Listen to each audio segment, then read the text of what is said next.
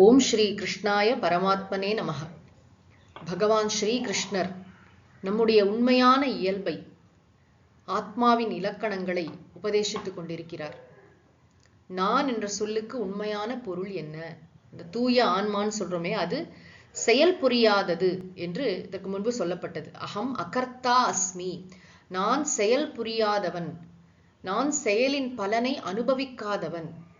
நான் என்ற தூய உணர்வு எங்கும் நீக்கமர நிறைந்திருக்கிறது அப்படின்னு சொல்லும் பொழுது, நீக்கமர நிறைந்திருக்கிற பொருள்ல என்ன சலனம் இருக்கும்? அது ஏதாவது மாற்றங்கள், வேறுபாடுகள், குணங்கள் எதுவுமே அற்ற மெய்ப்பொருள், உணர்வு வடிவானது, ஜடம் அல்ல. அந்த மெய்ப்பொருள் எந்த விதமான செயல்களையும் செய்வதும் இல்லை, செயல்களின் பலன்களை அனுபவிப்பதும் இல்லை. ஐயோ நான் செஞ்சேன், நான் கஷ்டப்படுறேன், சுகப்படுறேன்னு சொல்றேன், இதெல்லாம் என்னதுன்னா இதெல்லாம் அனாத்மாவின் இலக்கணங்கள். உடல், மனம், புத்தி இந்த கூட்டமைப்பு தான் இந்த அனுபவங்களை, அதாவது இந்த செயல்களை செய்வதும் இந்த பலன்களை அனுபவிப்பதும் செய்கிறதே தவிர ஆத்மா, நான், இதற்கெல்லாம் சாட்சியாக இருக்கக்கூடிய நான் செயல் புரியாதவன் என்று இதற்கு முன்பு சொல்லப்பட்டது. இந்த ஸ்லோகத்துல பகவான் என்ன சொல்கிறார் என்று பார்க்கலாம்.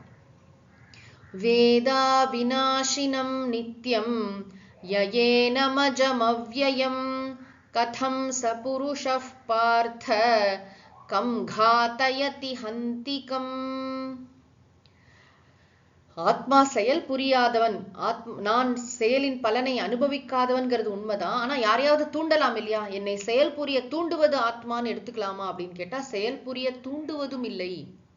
இப்போ வெளிச்சத்துலதான் நம்ம விளக்கு வெளிச்சத்துலதான் செயல் புரிகிறோம். விளக்கு நம்மை தூண்டுகிறதுன்னு சொல்ல மாட்டோம்.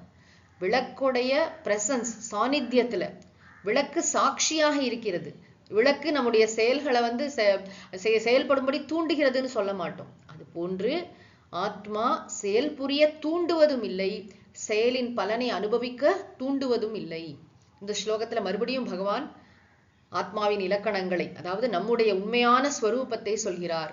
யஹ, எவன் ஒருவன், அவிநாசினம், அதாவது அழியாத, நித்தியம், நித்தியம் சொன்னா யாண்டும் இருக்கின்ற, எல்லா காலத்திலும் இருக்கின்ற, அஜம் பிறவாத, அவ்யயம், அவ்யயம்னு சொன்னா மாறாத, ஏனம் இந்த ஆத்மாவை வேத அறிகிறானோ அவன், சஹா புருஷக அந்த மனிதன், கதம் காத்தயதி கம் காத்தயதி,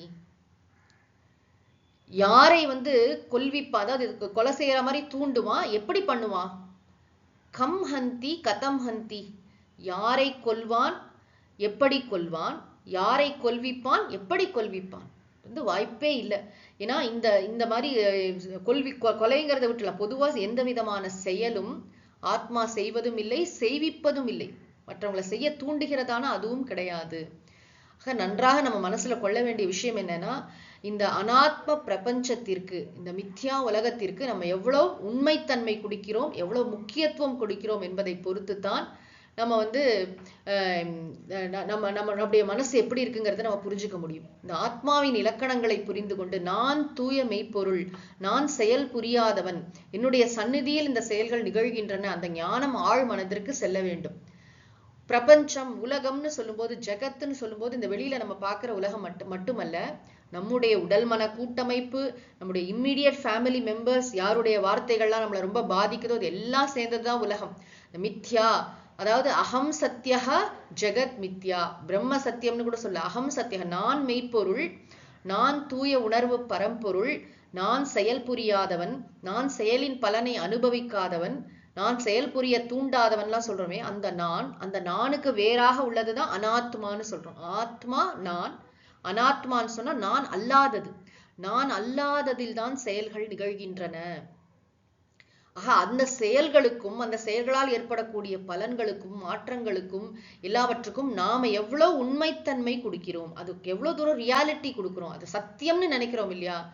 அதாவது ரொம்ப முக்கியம் என்னன்னா சத்தியத்துவ புத்தி தான். இதெல்லாம் ரொம்ப பரமசத்தியம், இதெல்லாம் இந்த வாழ்க்கை உண்மை. இந்த என்ன சொல்ற, நம்ம சுத்தி இருக்கிறவங்களாம் உண்மையான உண்மைன்னு நினைக்கிறோம்ல, இல்லை. சாஸ்திரம் இந்த உண்மையை அழகா பிரிச்சு சொல்லியிருக்கு. இது உண்மையில், இது வியாபகாரிக சத்தியம், நடைமுறை உண்மை. பார்க்கறதுக்கு உண்மை மாதிரி தெரியுது, உண்மையான உண்மை அல்ல. நான் மட்டுமே, மெய்ப்பொருள் மட்டுமே உண்மையான உண்மை. உண்மையான உண்மைனா 3 காலத்திலும் இருக்கக்கூடியது. இது ஒரு காலத்துல தோன்றி இன்னொரு காலத்துல இல்லாமல் போக போகிறது, என்ன ஆனாலும் சரி. இதற்கு நம்ம எவ்வளவு ரியாலிட்டி கொடுக்குறோமோ அதற்கு பொறுத்து தகுந்தாப்பதான் முக்கியத்துவம் கொடுப்போம். நம்ம வந்து எப்பயுமே உண்மைக்கு கொடுக்கின்ற முக்கியத்துவத்தை ஒரு பொய்யான விஷயத்துக்கு கொடுக்க மாட்டோம். நம்ம எல்லாருக்கும் நல்லா தெரிஞ்ச விஷயம். அப்போ இது வந்து இது உண்மை அப்படிங்கிற எண்ணம் தான். இந்த வாழ்க்கை ரொம்ப உண்மை, இந்த உறவுகள்லாம் பரமசத்தியம், இதெல்லாம் நம்ம கூட வரப்போகிறது அப்படின்னு நினைக்கிறோம் இல்லையா? இதுதான் நம்முடைய மயக்கம், இதுதான் மோகம், இதுதான் அர்ஜுனனோட பிரச்சனை. அதனாலதானே அர்ஜுனன் அங்க வந்து நின்று அழறான். ஆக நம்ம வந்து வாழ்க்கையில என்ன சூழ்நிலை இருந்தாலும் இதெல்லாம் தைரியமாக எதிர்கொள்ள வேண்டும் தான். இந்த உண்மையை நாம் மறக்க கூடாது. நம்மை பற்றிய மாபெரும் உண்மையை பகவான் ஸ்ரீகிருஷ்ணர் மிகுந்த கருணையோடு கற்றுத்தரக்கூடிய இந்த உண்மையை, அதாவது நான் என்பது தூய உணர்வு, நான் செயல் புரியாதவன், செயல் புரிய தூண்டாதவன், செயலின் பலனை அனுபவிக்கவும் தூண்டாதவன் அப்படிங்கிற ஞானம் இருந்ததுன்னு சொன்னாதான் நம்ம வந்து நிச்சயமாவே மோட்சத்தில் இருக்கிறோம் என்று பொருள். மோட்சம்னா என்ன? அமைதியான ஆனந்தம். வெளியில சூழ்நிலைகள் எப்படி இருந்தாலும், எப்படி வந்து நம்ம வந்து என்ன நடந்தாலும் சரி, அந்த சைக்ளோன் ஐ அப்படின்னு சொல்லுவார், அந்த புயலின் மைய பகுதி எப்படி அமைதியாக இருக்கிறதோ அது போன்று நாம் அமைதியில் நிலைத்திருக்க நம்மால் முடியும். இந்த உலகிற்கு மிகச்சிறந்த பங்களிப்பையும் சேவையும் கூட நம்மால் செய்ய முடியும். இந்த இன்னர் லீஷர் ரொம்ப முக்கியம். இதை தெரிந்து கொள்ளாமல் வாழ்க்கையில் வேற எதை தெரிந்து கொண்டாலும் அது பயனற்றதுதான். தொடர்ந்து நாம் அடுத்த பகுதியில் காண்போம். ஓம் சாந்தி சாந்தி சாந்திஹி. ஹரிஹி ஓம் தத்சத். ஸ்ரீ கிருஷ்ணார்ப்பணமஸ்து.